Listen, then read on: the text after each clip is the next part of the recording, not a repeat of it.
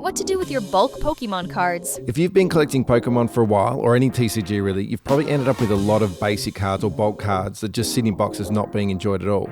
So this little challenge was a really fun afternoon where my son and I found a way to bring those basic cards to life again while also having a bit of fun shaking up how we played the Pokemontcg at the same time.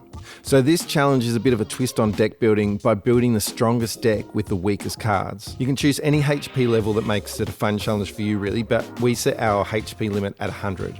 The idea is to build two decks to battle against each other using only cards with 100 HP or less. That pretty much eliminates all the high powered cards, EXs, stage 2s, and that gives all the basic cards that would never normally be used a chance to be played. The added bonus is it's also a great way to get to use any of your favourite characters that might not always be strong enough to be played in competitive decks. The great thing about deck building like this is you then get to focus on the strategy of the game more than who's got the most powerful cards, which is a really great thing for younger players or players just getting started. If you haven't built a deck before, a really quick formula we use is just to divide the 60 card deck into 3. So that's 20 Pokemon cards, 20 trainer cards, and 20 energy cards. We find that a really quick way to set up a deck, and you can always tweak that once you know what's working and not working, but that's a really easy place to start.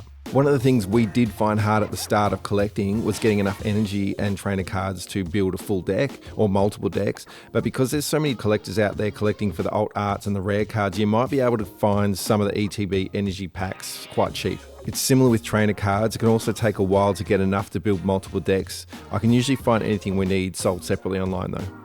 For the purpose of this challenge, if you just want to get started, just put more Pokemon cards in than trainers if you can't find enough of those. And that's it really. Once you've sorted through and found all your favourite cards to build your decks with, which in itself was actually a really fun part of the challenge, then you can begin the battle. If you haven't actually played the Pokemontcg before, there's a brilliant box Pokemon make called the Battle Academy. Inside there's 3 level 1 decks included, but my favourite part was probably the board that comes with it, which has the instructions in front of you the whole game on what you need to do each turn, which was really helpful when we first started playing the game.